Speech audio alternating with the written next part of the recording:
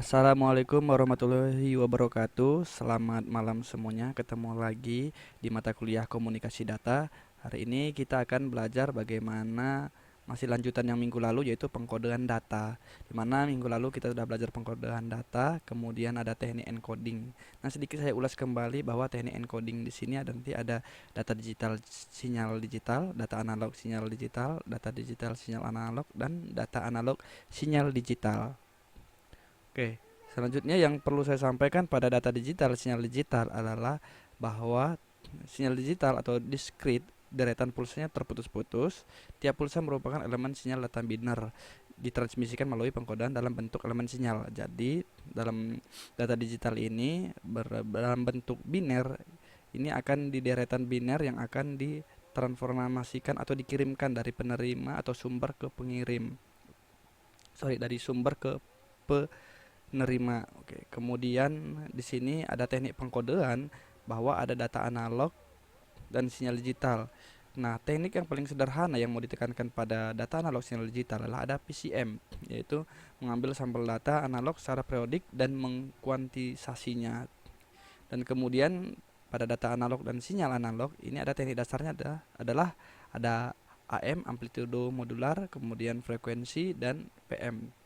Nah, ini minggu lalu udah saya buat untuk jadi tugas ya. Oke, kemudian untuk data analog dan sinyal digital sepertinya mengulang. Oke. Kemudian di sini ada teknik pengkodean yaitu NRZL, yaitu non return to zero level.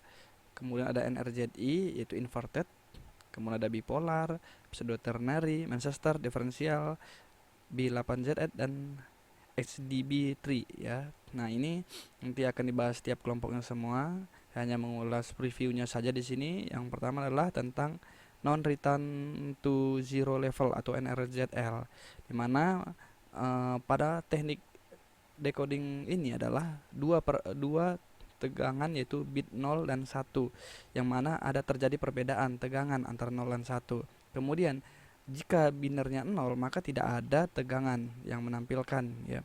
Sedangkan lebih umum lagi maka tegangan negatif digunakan untuk menampilkan biner 1 dan tegangan positif menampilkan lainnya. Kode ini sering digunakan untuk membangkitkan atau mengartikan data digital melalui terminal. Nanti untuk contohnya bagaimana model penggambaran akan saya sampaikan di akhir bentuk dari NRZL ini. Kemudian yang kedua adalah NRZI, yaitu non return to zero inverted ya, dimana pertahankan pulsa tegangan konstan untuk durasi waktu bit. Jadi untuk dari kiri kanan nanti ada durasinya, kemudian bagaimana bentukan sinyalnya selama periodik bit yang berjalan. Kemudian data ditandain saat kehadiran atau ketidakhadiran transisi.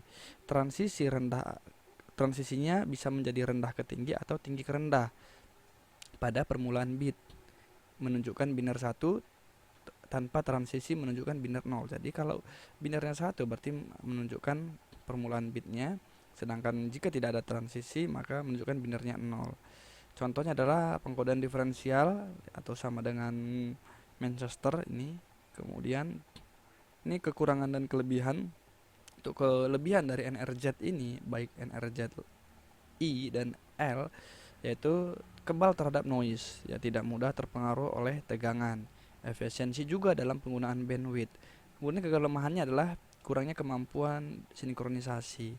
Nah, ini dalam bentuk penggambaran dari NRZL dan NRZI. Misalkan tadi NRZL adalah simpelnya jika ini adalah deretan bit yang akan dikirimkan dari sumber ke penerima, yaitu ada 01, 00, 11, 000, 11, di mana dimulai dari 0. Jadi ketika NRZL ini adalah ketika ketemu biner 1 dia akan berubah ya, dimulai dari 0, kemudian ketemu 1 dia akan turun ya. Berubahnya turun. Karena nggak ketemunya 1 jadi 0 dia naik lagi. Nah, dia terus lurus ketemu 1 maka dia turun. Dia turun lagi 1 sama, tetap sama, ketemu 0 naik lagi, kemudian 1 turun lagi. Intinya dia akan berubah kalau ketemu 1 itu turun ke bawah ya, kalau NRZL. Sedangkan RZI apabila dia ketemu 1 maka dia akan berubah ya, dia akan berubah ke atas. satu, kemudian akan berubah. Dia akan berubah jika ketemu satu.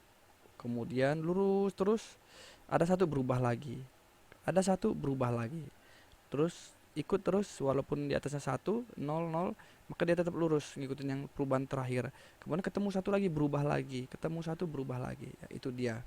Ya, saya ulangin lagi bahwa NRZL adalah ketemu satu dia turun sinyalnya, ya, untuk penggambarannya. Kemudian kalau NRZI adalah ketemu satu dia akan berubah. Dia akan berubah, ketemu satu berubah. Bisa naik, bisa turun. Seperti yang sebutkan yang sebelumnya adalah bahwa bisa dari rendah ke tinggi, tinggi ke rendah. Ya, ini. Jadi setiap ketemu satu dia berubah, hanya melihat yang satu. Kalau nol dia rata, ya datar. Kemudian pulsnya ketemu satu, datar lagi, ketemu satu berubah lagi, ada satu lagi berubah. Kalau misalkan di sini ketemu satu, maka dia berubah lagi seperti ini. Karena tidak, ya dia tetap rata. Lalu ketemu satunya di sini, nah sini. Seperti itu. Ya, itu perbedaan antara NRZL dan NRZI. Oke, mungkin cukup sekian yang dapat saya sampaikan. Mudah-mudahan bermanfaat. Sampai ketemu minggu depan. Assalamualaikum warahmatullahi wabarakatuh.